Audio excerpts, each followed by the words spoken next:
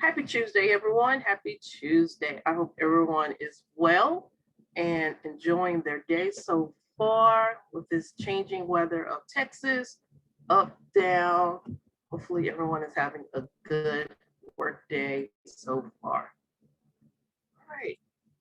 So it is 101, so we're going to go ahead and get into it.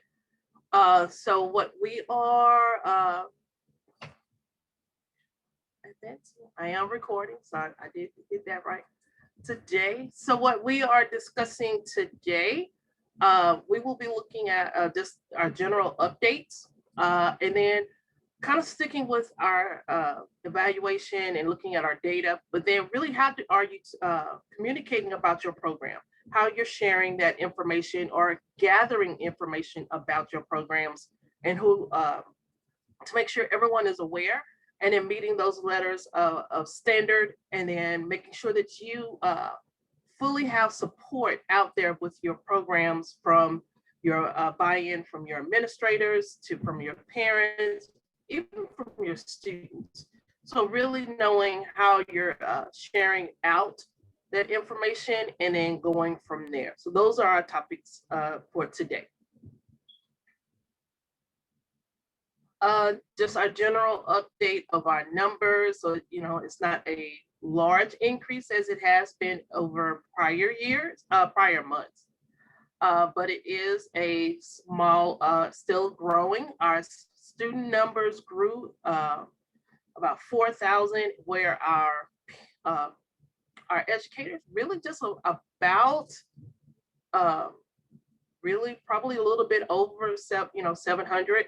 So, we're really looking at the vaccinations that work. I want to say, hopefully that you're taking care of yourselves. You're staying, you're taking the advantage, if that is your belief, to have a vaccine. You're still masking up. You're still taking care of those procedures, as I know that some of you have got fully open up your doors for school, and then some of you are still working on some of those hybrid models, or still remote, just depending on your situation. So how is everyone? There's nothing in the chat so far. Wow. Usually there's a hello already. But yeah, put it in the chat how you're doing. Are you fully back? Hi, Margot. How's it going out there, everybody? So yeah, just throw it out there in the chat. How's school going? How's work life going? Are you staying, in this weather? Are you staying warm today with this new one? TAGT Conference this morning, yes. So hopefully everything is going well. Yes.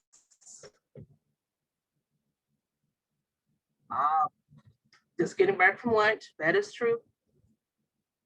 So we'll be a deep dive, and I know a lot of you have learned a lot today. So good. Thank you. All right. So just a reminder where you can find our guidance, any updates right now. I think probably if you're looking for, and if you want further information, let me know. The Texas Home Learning is really has opened up their doors. So they're looking for those who will be a part of their programs for the summer and for next school year. So if that is something that you would like to hear more on a GT Tuesday, I can definitely get some representatives here to talk about the Texas Home Learning, that platform. As I said earlier, they're using Schoology. And so they are looking at those instructional materials and those processes. And so totally K-12 programming. So think about it, let me know. And that is something we can have available for one of our Tuesdays if you are wanting more info. Our guidance is still, the links are here for the last, we're almost down to the end. Our last couple of GT Tuesdays, we will go out to June, and then we'll take a little hiatus, and then we'll start back up in the fall. So we got all of May, and then probably the first week of June, I want to say, if I'm remembering correctly, into our rest of our spring. And then our GT guidance is there. As we close out and thinking about the end of the year and moving to the next. If there's some guidance that you're needing, some more info that you may want, or some questions that you need to have answered, please send those my way. And as we go forward. So let me answer the question. So the links from the previous recordings.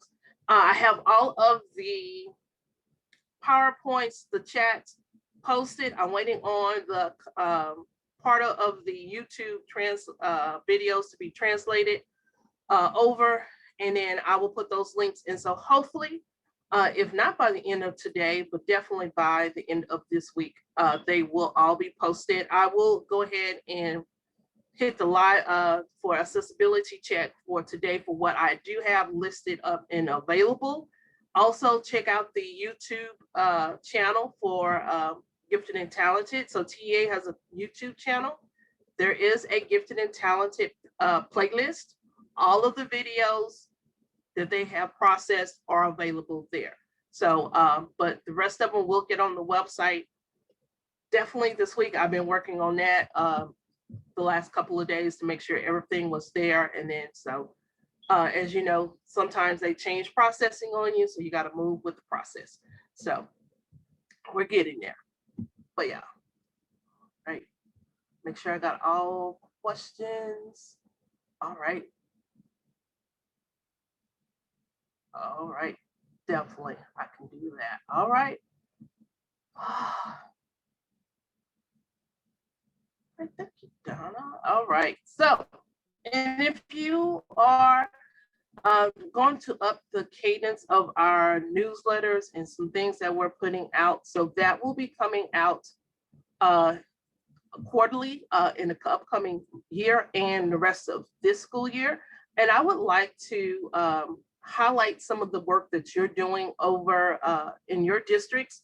So if you would just like to send some info on what you've done, a student spotlight, a teacher spotlight, or just general about your program that you want the rest of the state to know about, please shoot that my way. Just send me an email, either some links, some videos, not videos, pictures, images that you would like to share. I would like to put highlight you, spotlight you on one of our newsletters up and coming.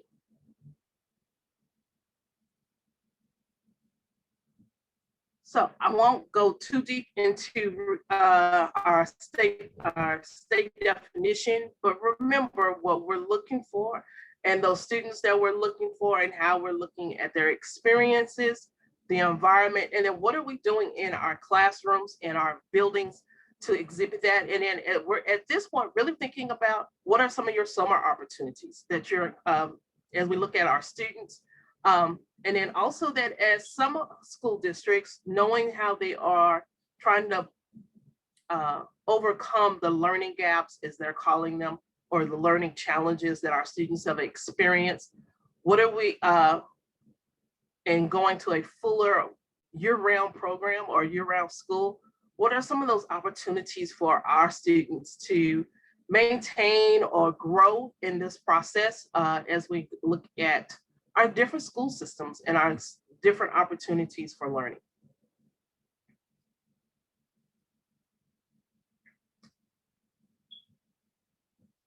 So then that gets us to our state goal. And so really thinking about, you know, this is one of those prime times, you know, you can really talk with your 8th grade, your high school programmers and your schedulers, and really looking at what are those services at your high school, how we're making sure our students are getting into those programs that will allow them to develop those products, to develop those performances, and then really look at having those conversations and setting some of those standards up to direct your teachers for PD, for professional learning, as they go into the next phase or the summer training. And then really looking at what is that self-directed learning? And it might be working with your partners in curriculum on, let's look at how can we up the ante on our curriculum, our options, and our different pieces as we think about how do we build in research? How do we build in those higher level of thinking skills? And what are those products that we're looking for these students to create compared when they're looking at there are other students in that same grade or age band. So I just wanted to remind you what about our certification process. We're still in this phase of it right now. So we will still be looking, still got to start school. So we've had the fall snapshot and our winter snapshot. So your opportunity to clean up your winter snapshot is coming, has passed. But if you need to do any corrections or changes, it's going to be with the June processing. So as that's our next big major step, is to make sure as we're still identifying and serving students, that our program intent code, which is our funding piece, is properly coded in June, but then also that any student fixes of coding should happen also at that time. So really thinking about what cleanup that you might need to do. So working with your registrars, working with your PEMS coordinators to make sure your numbers are truly being accounted for correctly as we go into the summer and next school year. So I moved this up front, and then so to give some people some opportunity, if you want to shout out or talk about some happenings that's going on in your district. So take a moment, or something that you learned today. We got a moment to share. Anybody? Get a hand, got a raise, come off mute.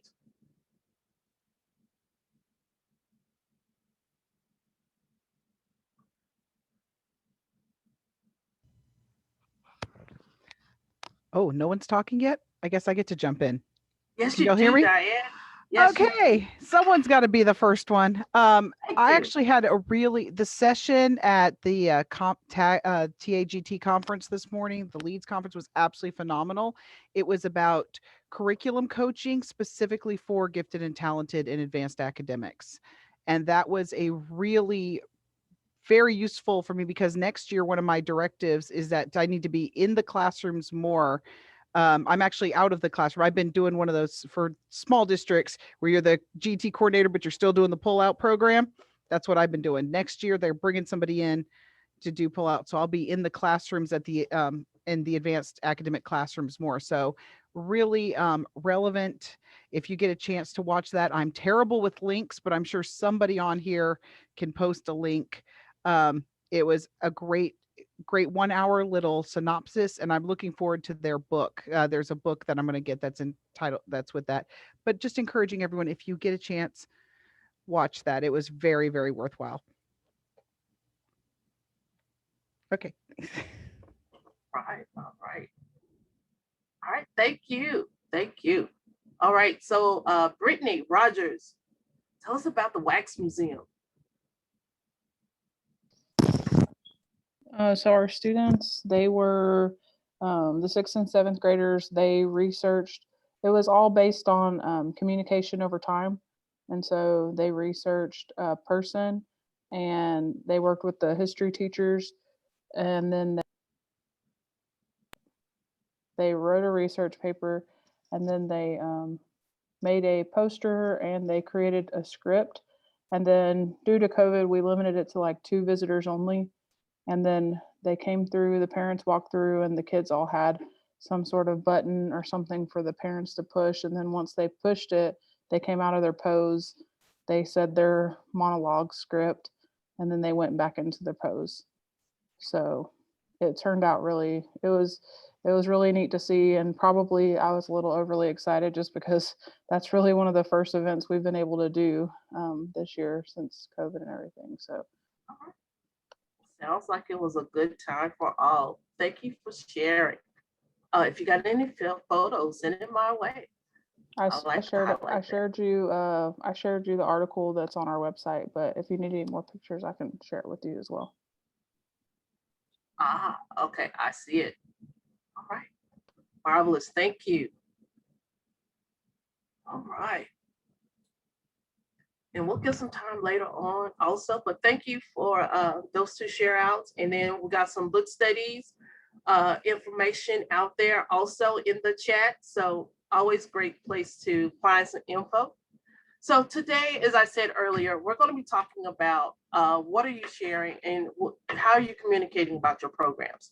So really thinking about what are you sharing with your about your GT program. When you're thinking about what are you sharing with your school board of trustees, and it might not be you necessarily directly, but you're funneling up the info to get to them. It might not be an official presentation, but it may be a report. What are those key things? And, really thinking about what do you want to highlight? What do you want them to know about your program, about what the services are that are occurring during your school year? What you might want to invite them out to really say, this is what's going on, and this is how our students are prospering during this process. And then with your administrators, sometimes you have to be your own marketing team and then your own seller of your program. And so really thinking about what do your district level administrators, your cohorts, your partners really know about what your program services are and how you can be partnering with them.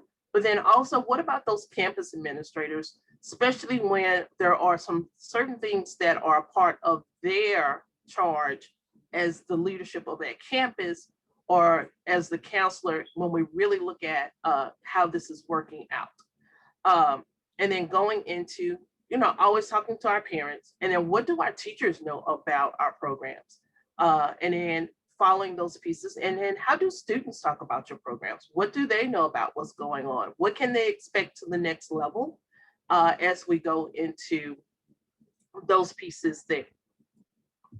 So really just remember, there's a couple of pieces in it, that goes back to the state plan and our standards there. So really, what methods are you disseminating information that ensure parents are adequately informed of your policies?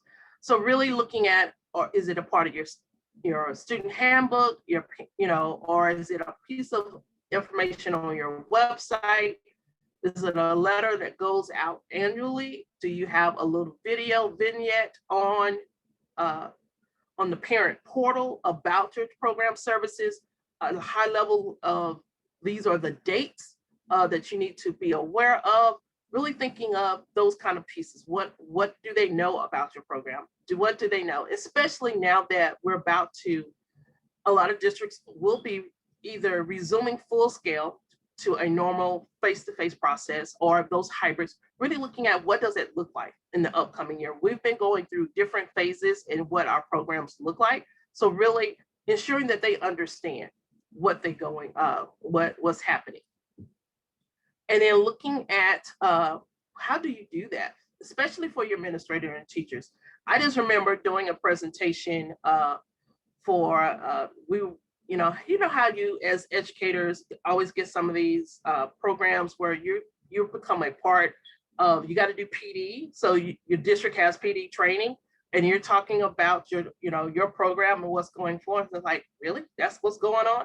So really, how are we also letting our teachers, our administrators know, because a lot of them are our parents, to know what is going on at that elementary level, or for them to know what's the expectation, or to help them have those communications of what should be happening in those CT rooms, what to share with our parents or not to share with our parents when they come for, they have an appeal or a problem with the program services, or how you can support them in improving those GT services, or what to look for a GT teacher or a GT coordinator that's going to work on that campus to help process and really get into that next level. And how do we look at that?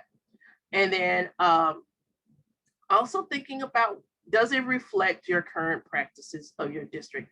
And I know a lot of us really did with the recent changes to the state plan and the updates, really have gone in and updated our policies and made sure that those different things have been updated locally, and then also been having those communications with our leadership. But really, how are we doing that trickle down process, and really making sure people really know what's going on and the benefits that you have for student education and then for your community. So really thinking about that.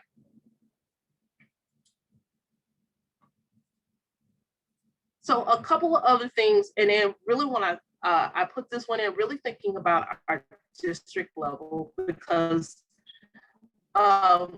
we're about to get our second set of coding in, and really looking at, is your PEAM staff really aware of the full gamut of coding? Most of them did 2, some of them only did 1, but are they fully aware of all of the coding processes available, program options that are available in your district?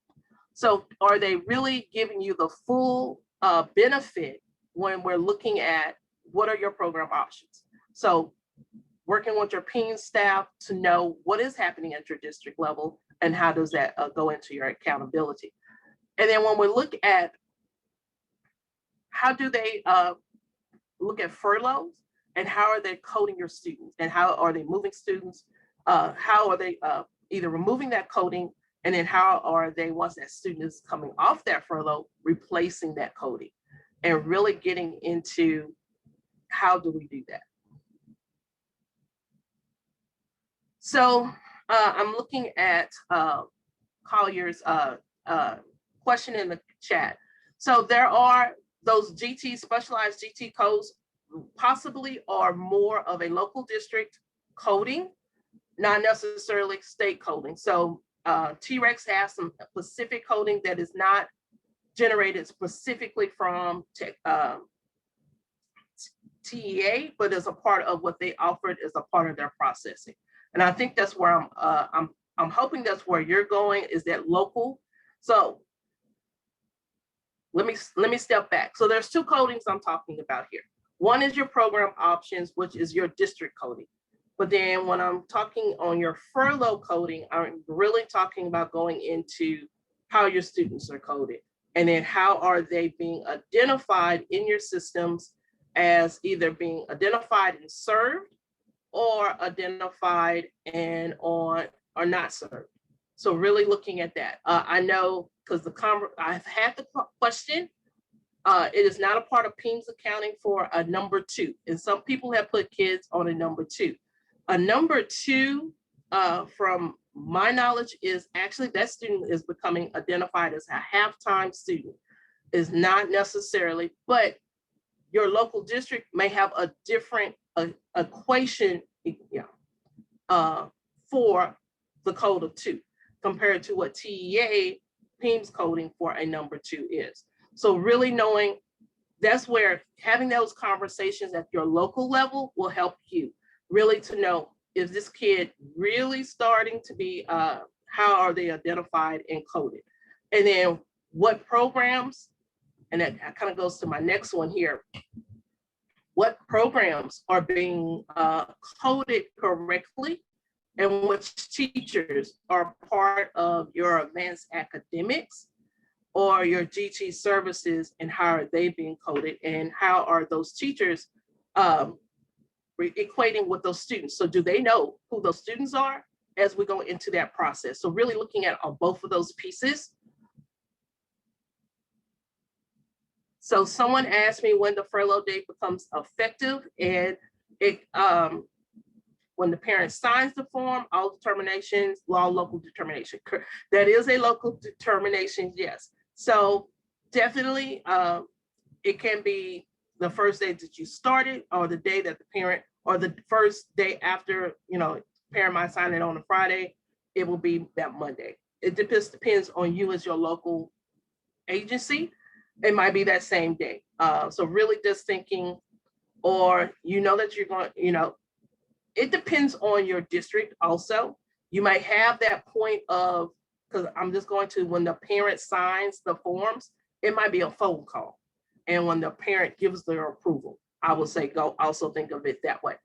Looking at the question, make sure I stay with it.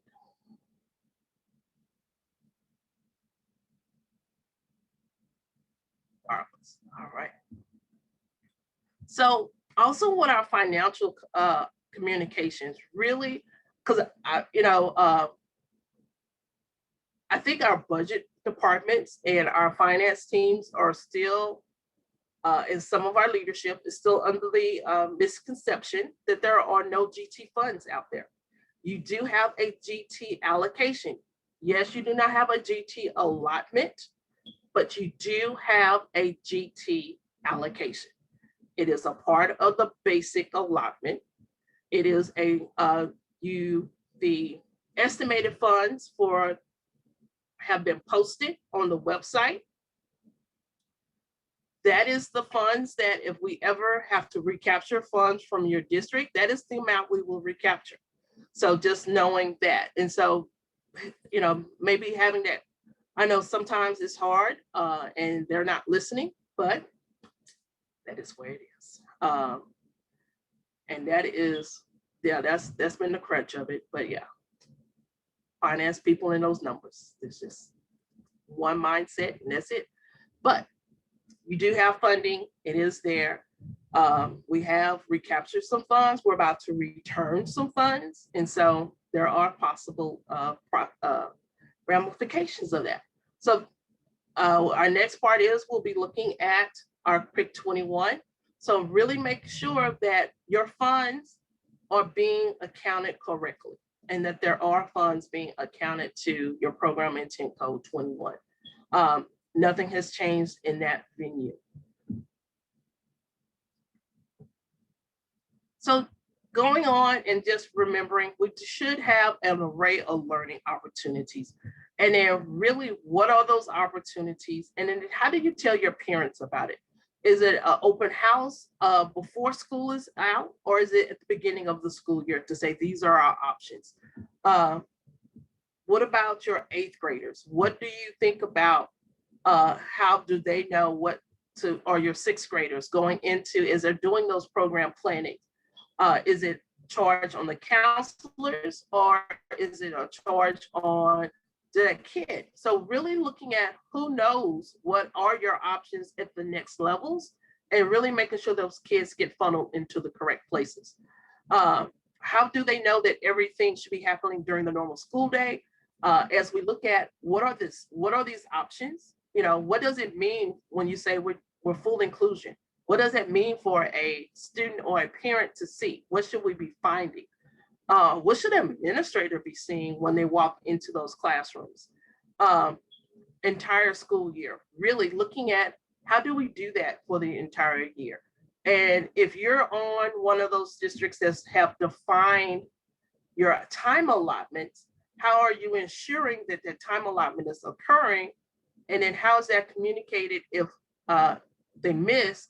And then what is the expectation for that student or what should that teacher that has released the kid to that pull-out program or to that other plan, or if it's still in full inclusion, but you got a time allotment, how are you accounting for that? And what should they be doing? And how do they know that they are to be doing certain things? So it's really becoming more just self-evident of what is going on in our programs and how you're doing that. And then how do your parents know?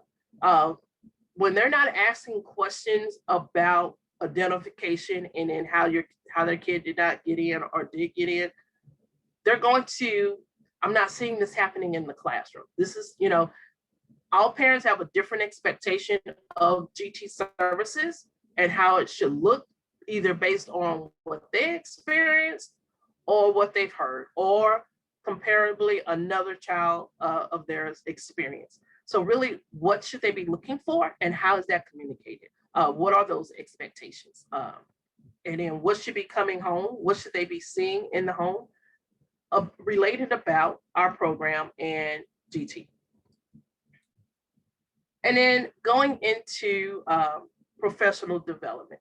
So really looking at how are you evaluating your professional development, but then also thinking about how do you share out with your staff the professional development options? What, especially if you are really trying to tailor what your program will look like for the upcoming year, but then also knowing either you got to build up the structures in certain areas, or you're really needing to make sure that you have that fine line of, I need to know what people have taken and what people still need.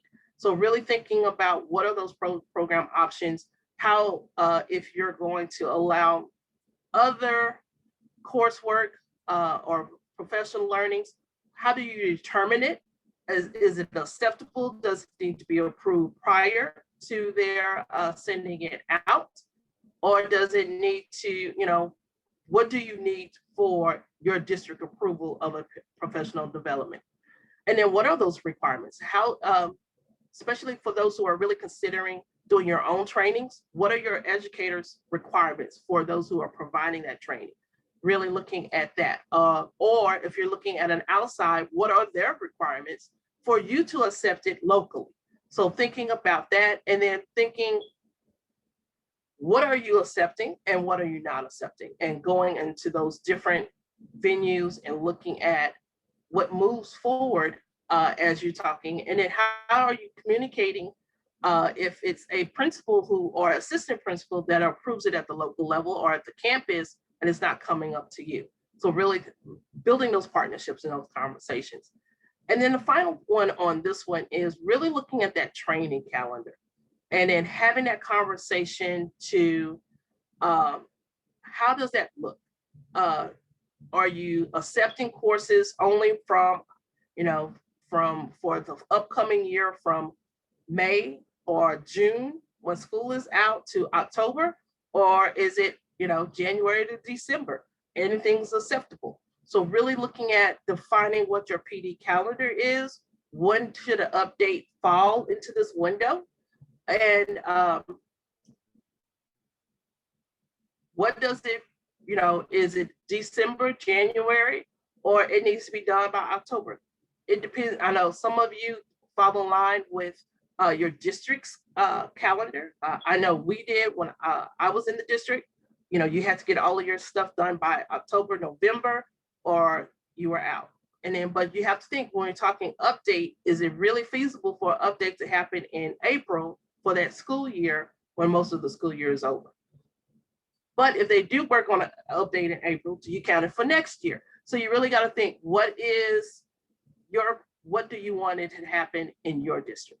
How does that look? As you talk, as I say, it's a local district decision. So really, how do you define that? And then when do they have to turn in their certificates if they are turning it in? Or is it uploaded into a system?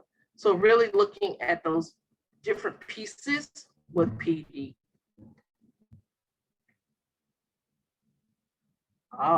So they're using Google to collect their certificates. Digital database, very good. And then as districts, remind your teachers, I just want to put this one out there also, that if there are, and we got some teachers that are very mobile, and then some that, after 20 years, they decide to move, that they are the holders of their certificates. There is no state database. There is no regional database. Some of the regions may have some of their trainings, but it's not guaranteed. So really making sure that they keep track of it. And then if they move, they need to ask before you purge your systems, because a lot of districts do purge the systems. So really need to get a copy of their certificates as they move forward. And so, or if they come back. So really knowing how does that work. And then looking at, as we still continue that conversation, also looking at what is your retention records? And I will talk about that when the next time. I'll put that one up on the retention policy from the state on our records, but really looking at, because it's going to be a little bit different on our educators and how we're keeping their records and what you're keeping. And then when do you transfer that over? And then really looking at your improvement plans. What are you including in the district improvement plan? And it really should be taking that moment to really think about being very concise and very intentional on what you include in your improvement plans. I know a lot of you have been working on your different pieces of getting into compliance or building up those compliance components based on the update from the state plan. But there may be some things you're still working on that might go into a district improvement plan. but really put things in that you know is I'm going to put it this way, accomplishable, and also you're moving forward to it. That you can always show progress and growth in that area as you're moving forward, because it might take a while and it might be something that you're really intentional on, but then it's not going to ding you at some point. I'm gonna put it that way. So really thinking about that. And it might be simple, you've got a evaluation plan for your professional development and looking at that, even your campus, adding in, we're going to these conferences, these things. So really looking at those different pieces in that way. And so that's improvement plans in your district and your campus. So really thinking about how are those things handled. And that ends that. So are there any questions? So I see.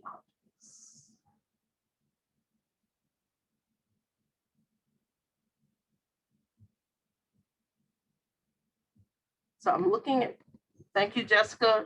Do you want to expound on that statement while I look at the rest of the chat? Sure. So that's one of the things we're going to talk a little bit about at our GT advisory tomorrow for Region 12. But within the state plan, if you look at 5.7, it really addresses how new teachers and teachers new to the district should be provided an orientation. It doesn't have any parameters, so there's no time like commitments that you have to give it specifically. But I think that's really important with the new state plan and the fact that so many of our educators do move between districts. So ensuring that there's a common language and that they're not carrying over services or identification processes, maybe from other districts, that they know exactly what your district expects, serves, and provides. Very good. Good to have those conversations at some of those GT meetings and those co-op meetings. All right. Any other questions or wonderings out there? So yes, now you can provide transcripts instead of certificates. And as I said, it's a local district decision. They'll see it on that transcript and they'll accept it. So it just really depends on you as a local district as they go forward. And then so go ahead, Gina, what's your question? Well, we've been, and you kind of addressed it already. We're just not sure exactly what to say, but we've gotten a few calls about principals asking pretty much for like a TOT. So what do they have to do to, be certified to be able to give their own PD? And, I know there's no like one set thing, but it's really hard to explain to them without also, I know we can't give y'all's materials, we sign that stuff, so that that's not available. Like, so I don't know exactly what to tell districts, because we also have a business to run and maintain. So we don't know what to say exactly to make it fair to every, to sound the way it should sound. I understand. A couple of things to consider, because I got a question like that in my inbox now that I need to answer. And one is going back to our guidance for interpreting the state plan on our professional development section, where we have those criteria, and basically reminding them that they have to have, and part of this is going to be some of your decision, but we do say they should have their 30 hours or their supplemental certificate. They should be an expert in gifted and talented education, that it should be geared strictly for GT students. And I would probably also think on it at the local level, as it still needs to go through that approval process. I know we've made the comment, and I know everyone has heard it about the Reading Academy, still getting questions on the Reading Academies. Yes, there's a section that do talk about GT and do talk about the standards, but it was not designed with the intention of serving just specifically our GT students. So it does not meet part of the guidelines, and that's part of the information that we have communicated, and that's been communicated to our to all of the Reading Academy vendors. So it's really also now our administrators have to understand, no, you just can't make that arbitrary decision to give credit for that module for gifted and talented 6-hour update.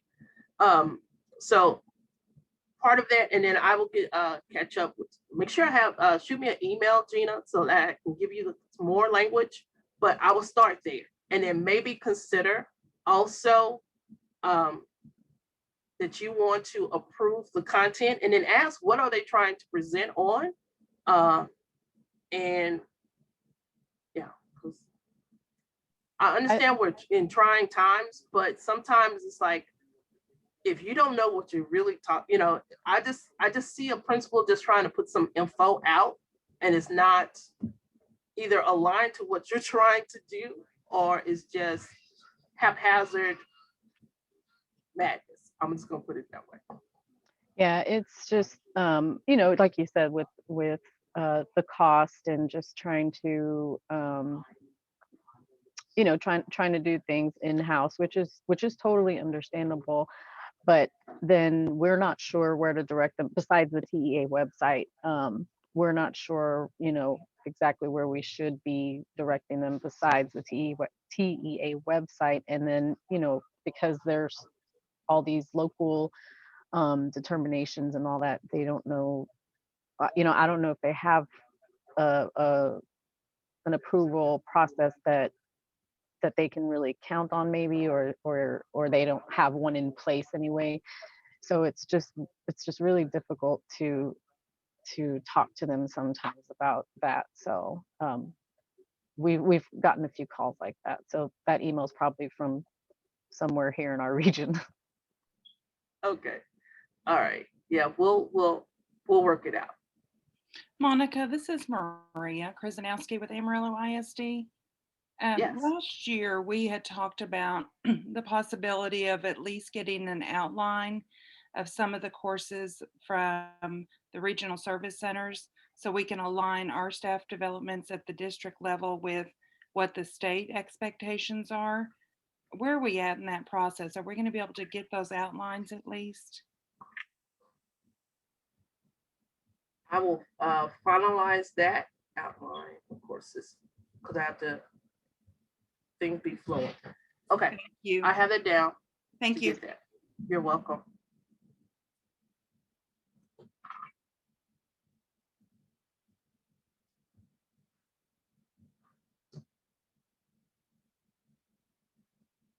Any other questions, wonderings?